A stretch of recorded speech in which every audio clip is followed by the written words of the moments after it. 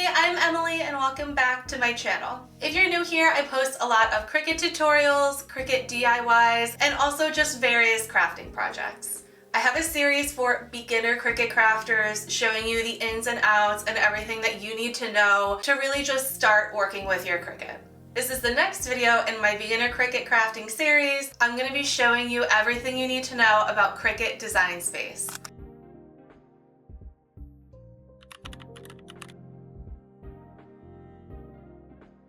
It's going to be the place that you're doing all of the work when crafting with your Cricut. They do have an app where you can use it on your phone, but it can be a little bit difficult because it's a lot smaller and you're really going to need to zoom in and resize, and it's just so much better on the laptop. But if you're in a pinch or you just want to try something out on your phone, it is a good option to have. So in this video, I'm going to be taking you through Design Space, showing you how everything works, where everything is situated. So if you're looking for a very simplified tutorial, I got you. So let's get right into it. So up on the top right, you could see that my machine that's connected to my account right now is my maker. And then right next to that, it says My Stuff. So if you click on that, it'll take you to all of your projects that you have saved. If this is your first time, obviously there won't be anything there. And then you could just toggle back and forth between projects and canvas. And then up on the top right, it has my name, my email, and most importantly, you could go to settings and you could change anything that you could possibly want. The machine calibration is really important for print and cut projects, and also if you need to recalibrate your machine. For the canvas, you could take the grid completely off if you'd like. I don't usually do that. Okay, so let's go back to our canvas. We're going to start on the left side and work our way down.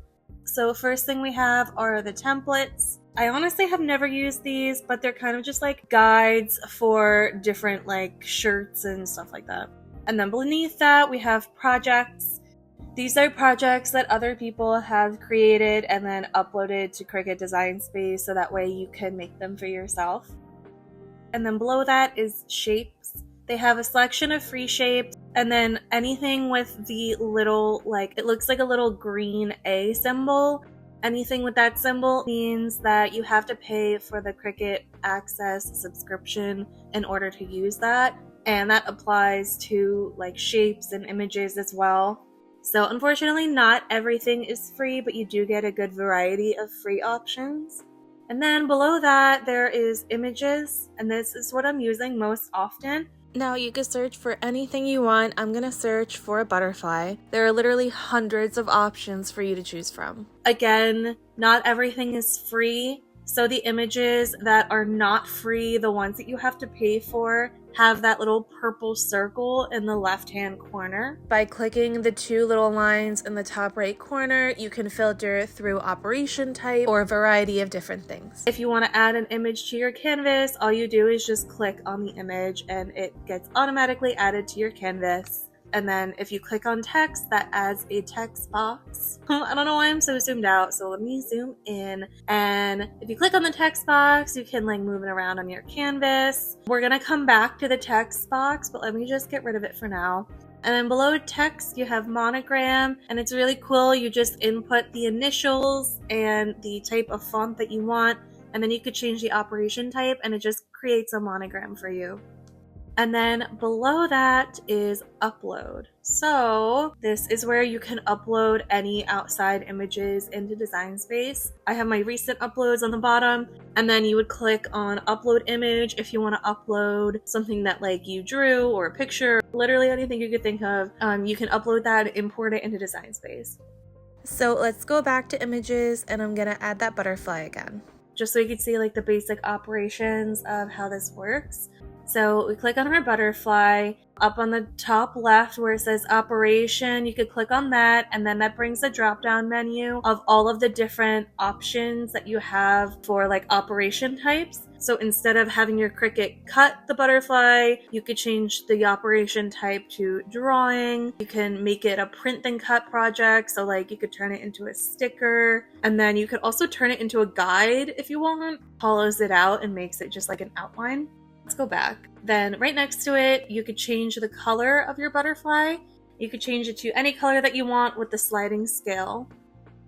This, we don't really have anything else to deselect, so it doesn't really do anything. Edit, you could copy, cut, paste. Arranging is if you have more layers than just one, you could bring different layers to the front or send them to the back of your canvas. And then we have the option to flip your image.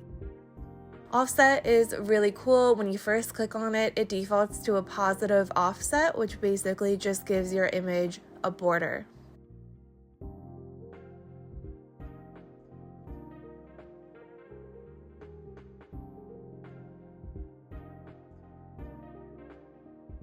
Warping is more for text, so I could show that to you later when we go back to the text box. You could resize it up there. If you unlock the sizing, you can warp your picture or your text, but then when it's locked again, it'll resize it without warping it.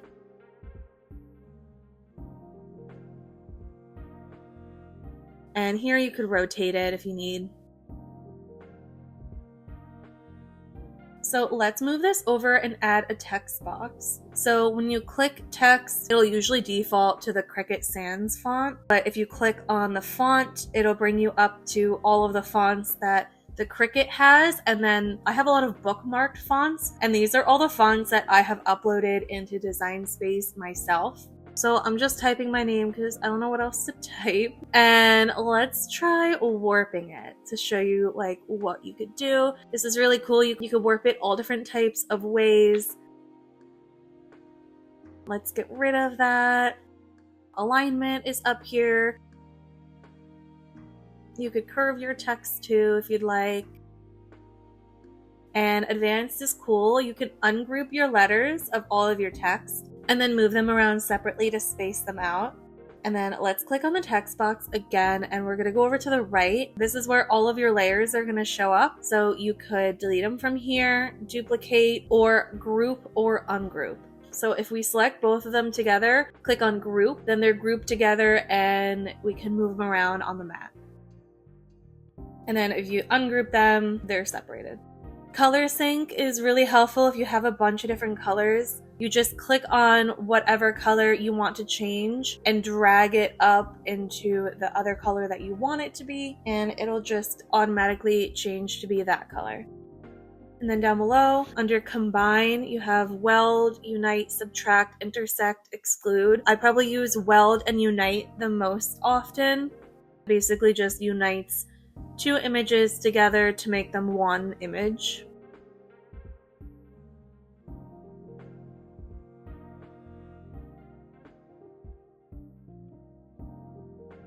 Attaching won't actually unite two images, but it'll just attach them together. I usually will use this if you're having like two operation types. So if you're cutting and you want your Cricut to cut and draw in the exact place that you have everything set up, then I would attach them all together. I will link the video that I posted on my channel about how to draw and then cut with your Cricut if you want to check that out.